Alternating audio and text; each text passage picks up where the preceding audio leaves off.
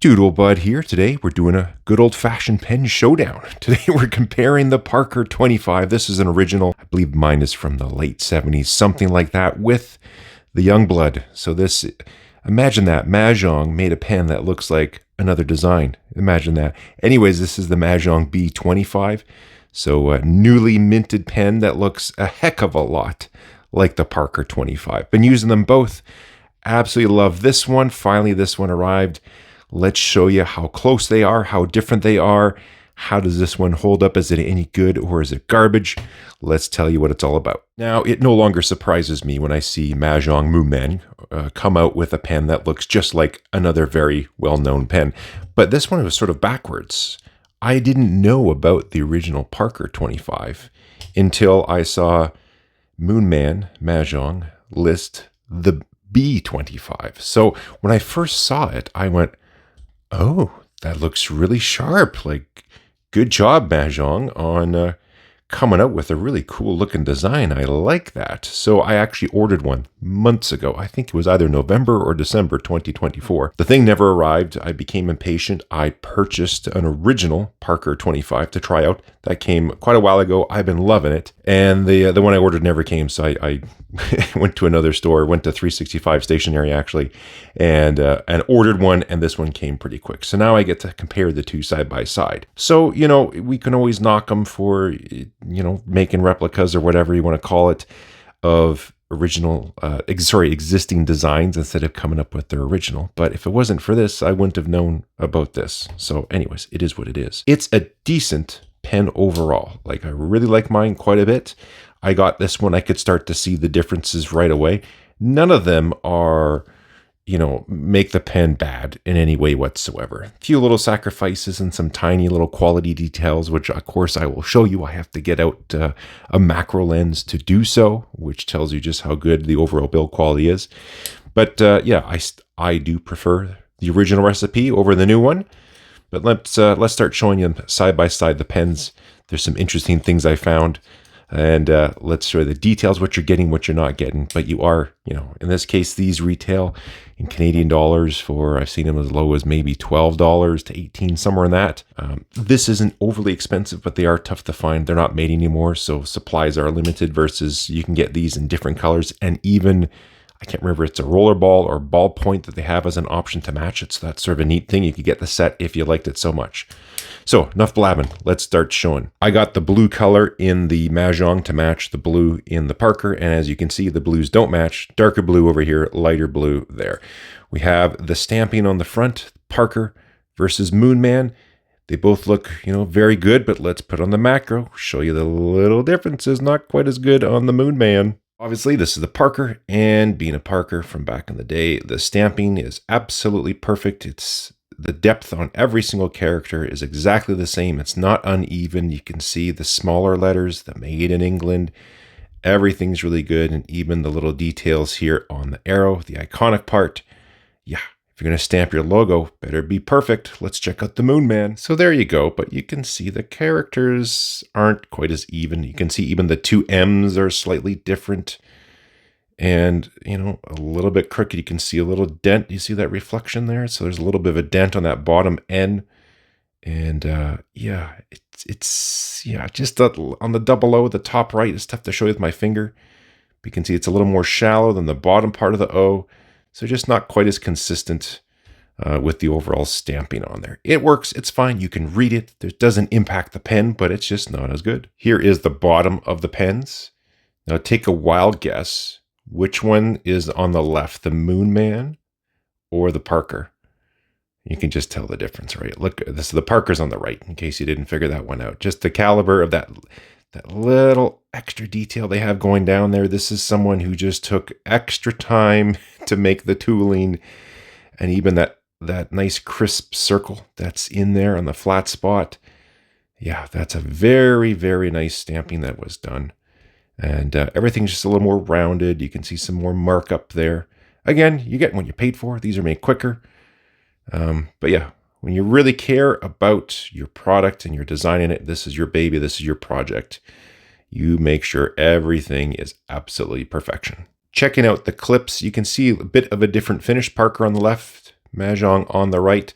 So we just have the natural grain of the stainless steel on the Majohn clip, but on the Parker, you can see a fingerprint. There we go there. But yeah, it looks like a bit of, it's not quite a stone, possibly like a stone wash, but there's a bit of some after treatment going on to that clip to get the exact type of different matte finish that's on there. The nibs are quite different, but same general idea. The shape and everything is different. As you can see, the Parker wraps around here on the bottom, around that feed. I imagine they probably still use that same nib and feed today on other pens. I'm not a huge Parker person, so Parker folks, please enlighten us below in the comment section. But you can see the Majohn nib here just slips over top. More like a kind of conventional nib and feed setup. This one here on the Parker is a little bit different. You can see the end of the section there, a little bit different. Same thing, just not as nice of clean as job on the Majohn compared to the Parker. Just those final little details, those ribs. And even one thing I noticed here too is the nib. So they both just have this sort of more of a satin style finish, and that is reflected onto the nib with the Parker. With the Majohn, we got a brighter stainless steel finish. You can see the grain in there, but then a very polished nib. So, you know, the surface finishes don't quite match as well. Again, that's just something. If you're spending all this time to come up with the design, this is going to be your new pen that you want to do really well. You take every step to make sure you did everything you could to make it look its best, and that is an extra little attention to detail that you would do. One thing I'm happy about with both the pens, because I wasn't sure how they were, they both seal really nice. The Parker seals fantastically. I've left it for a couple weeks, writes no problem. I've done the same thing with the Majohn. I left it, I think it was 3 weeks at least, and it came out and it wrote no problem. So I'm quite happy. It can be a little tricky to have a very good seal on a slip cap pen, especially when you have such a thin body like this. Parker did a great job, and Majohn, when they brought the old style back to life, they did a good job. So that is something that absolutely drives me nuts. If a pen doesn't seal, if you use it daily and it's good enough for that, you know, it's okay. But for me, that's one of the things you got to have in your pen design is a decent sealing pen that can go at least over the weekend. So if you come back to the office on Monday, your pen is ready to write. But I would say at least a couple weeks to me is the minimum, and a pen needs to have a seal. And so this one does not disappoint. The cap does feel different. Now it feels different, but it also sounds different. I can't share with you how it feels, but I can share with you how it sounds. Here's the Majohn. Now the Parker. So the Parker has a bit of a softer feel to it, a little more subtle snap, especially when you pop it off. You do need a bit more force for the Majohn. It's nothing too crazy, but it's a little bit of a nicer feel, tactile feel. A little bit softer here on the Parker. They both post nicely, which is quite good. Got no problems with that. I've been enjoying using both of the pens, so they both function totally great. This part is interesting. So the sections just come undone. I did a real detailed review on the Parker, so if you want to check that out, go for it. The threads feel nicer on the Parker when I take the barrels off. And you can see they both have this stainless steel body, but it appears to be a brass threaded sleeve that goes in there. So that's all the same. Now, with the Parker, typically you will use a Parker cartridge or a Parker converter, but Maya Furlong from the Vancouver Pen Club passed on to me that these pens, same with I think the Parker Vectors as well, you can fit a Lamy cartridge or a Lamy converter. And that's the setup I've been running. And on the Majohn, they have this very same Lamy style converter setup that you can, you know, those cheap Lamy Safaris that you can buy for a couple bucks. They all use this type of converter. Well, yeah, they're using the same converter on there too. So that is a little bit funny and interesting at the same time. Now here I have the Parker section, and this is the Majohn body. They look the same and everything looks the same, but if you go to put it on, the thread even starts the same, but it does snug up a little bit. I can maybe snug it down to put it on, but I will damage those threads. I actually haven't tried it the reverse. Let me just, the thread profiles are a little bit different.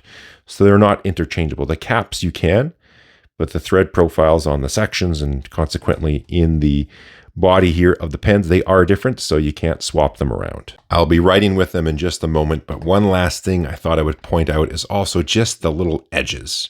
So that's one of these things when you get these thin metal body pens, you have such a thin wall, it's easy to have a bit of a, scratchy edge.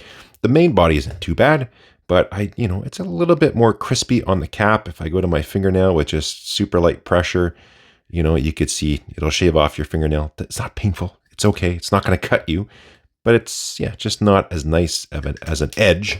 But if you take out the Parker, you still feel it's a thin wall, but it's not a sharp edge.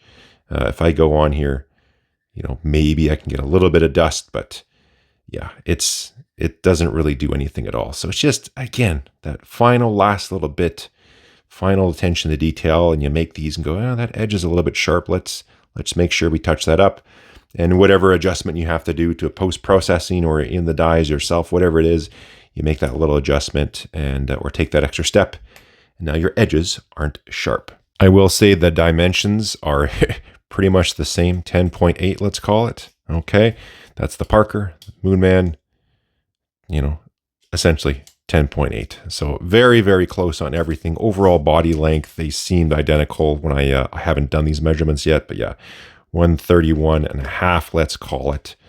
And yeah, 131.7. So very close, all the dimensions. So if you're wondering about size-wise, if it's just the same as far as weight and balance and all that, it feels super, super close. The feel of the material is a little bit different. Yeah, it's just a different finish they have on the stainless. For the writing sample, the Parker is inked up with Diamine Midnight, but for the Majohn, I can't remember what color it is. It's a blue ink, as you'll see. It might be Hongdian blue, but I cannot remember what I have in here.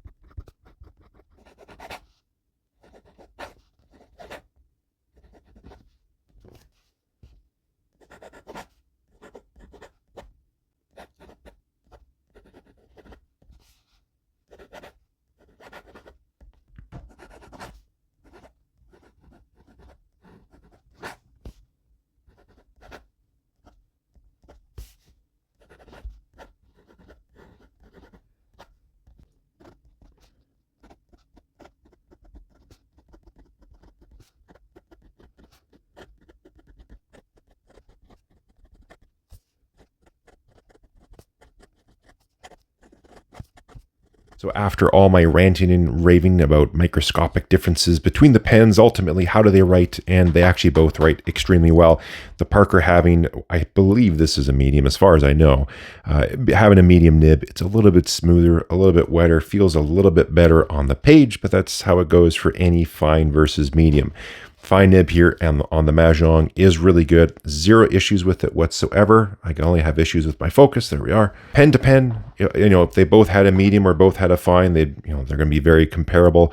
The Parker just, again, does feel a little bit smoother, but that really has to do with nib point size. One point I will give to the Majohn over the Parker, and I'm not 100% sure if this is an ink issue, but I find with the Parker, if I have it uncapped, I'm writing, I'm doing my thing. If I leave it uncapped, if I'm collecting my thoughts or just pausing, I'm listening to a call and I'm taking notes, I find this one does dry up a little bit quicker than some other pens. I don't know how long the average pen lasts, whatever that average number is, this seems to be a little bit shorter, but that could be nib and feed design, some characteristic of that, or it could also just really be the ink. So, I don't have the exact same ink, so it's a little tough for me to make that 100% for certain, but I do find the Moonman, the Majohn here, this lasts a little bit longer, right? So again, could be an ink issue, but this one doesn't dry up. It actually stays wet for a decent length of time.